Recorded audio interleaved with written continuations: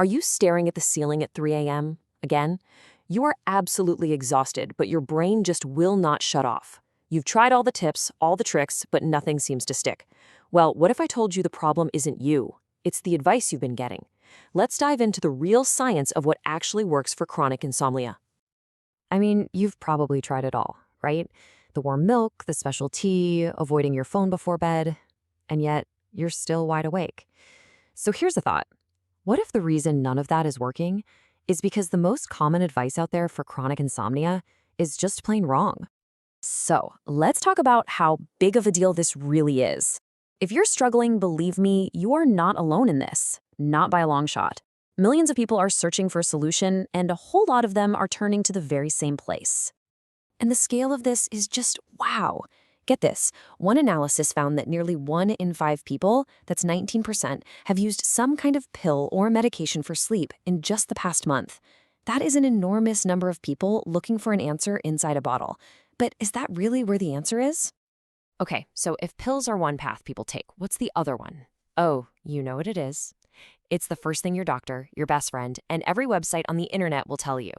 You need better sleep hygiene. But is it really the magic cure it's made out to be? The whole idea just sounds so simple, doesn't it?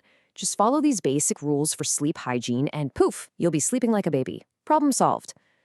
Or is it? Come on, you know all of these by heart. Keep a regular schedule, turn your room into a dark, cold cave, cut the caffeine. And look, don't get me wrong, these are all really good, healthy habits to have. But, and this is a huge but, for a chronic disorder like insomnia, this stuff is just not powerful enough. And hey, you don't have to take my word for it. This quote is from the official guideline from the American Academy of Sleep Medicine, the AASM. They say it loud and clear. Do not use sleep hygiene by itself to treat chronic insomnia. Think of it like this. It's a great supporting actor, but it is not the star of the show. For a real chronic condition, you need a much, much stronger tool. So if the sleep hygiene playbook isn't the answer, then what is? This is where we get into the actual evidence-based gold standard treatment. And it has less to do with following simple rules and everything to do with actively retraining your brain's entire relationship with sleep. That powerful tool is called cognitive behavioral therapy for insomnia, or CBT-I for short. And you want to know something wild? According to the AASM, it is the only treatment that gets a strong recommendation. It's not a pill. It's a structured program designed to get to the root of the problem by targeting the very thoughts and behaviors that are wrecking your sleep. Okay, so what is this stuff really? The best way to think about it is like physical therapy, but for your brain's sleep system. It's got a few key parts. Stimulus control basically retrains your brain to know that your bed is for sleep, and only sleep. Then there's sleep restriction. It sounds a little scary, but it's super effective. You temporarily limit your time in bed to build up your sleep drive, making your sleep way more solid. And maybe most important is cognitive therapy, where you learn to challenge those racing, anxious thoughts like, oh no, I'm never going to fall asleep.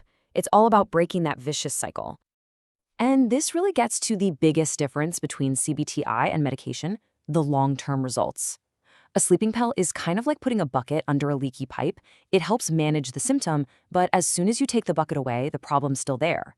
CBT-I is about actually fixing the pipe. It addresses the root cause of the problem, creating lasting changes that stick with you long after the therapy ends. Okay, but what about all those things you can just grab off the shelf at the pharmacy? The supplements, the sleep aids? They must work for some people, right? Well, let's see what those official AASM guidelines have to say about them.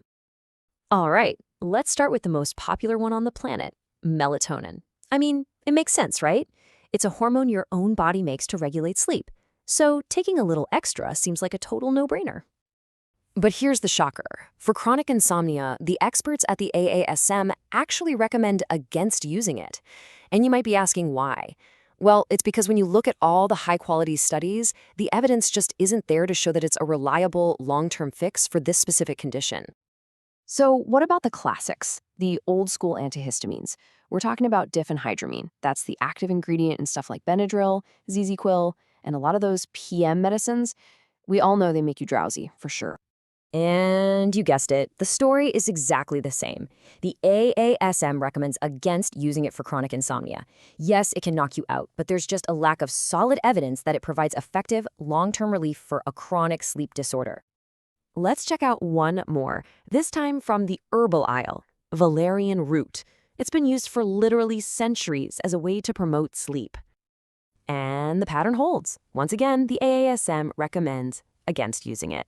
So the big takeaway from this section is pretty simple. When it comes to these common, over-the-counter options, the high-quality scientific proof just isn't there to back them up as a treatment for chronic insomnia.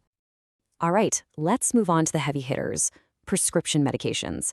Now, this area can get really complex and confusing with all the different brand names and claims.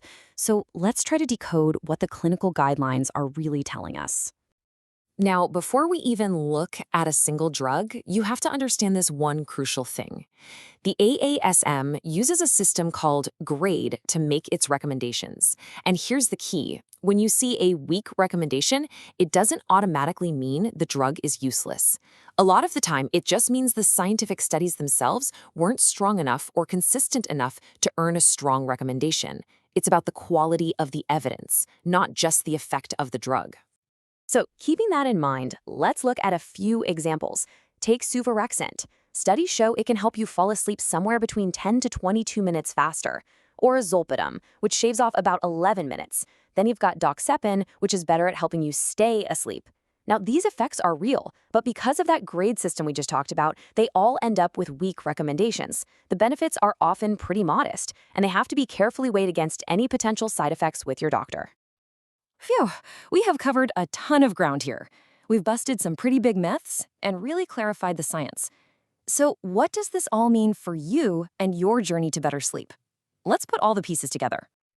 Okay, let's recap the most important things to remember. Number 1, sleep hygiene is great, but it is not a cure for chronic insomnia on its own.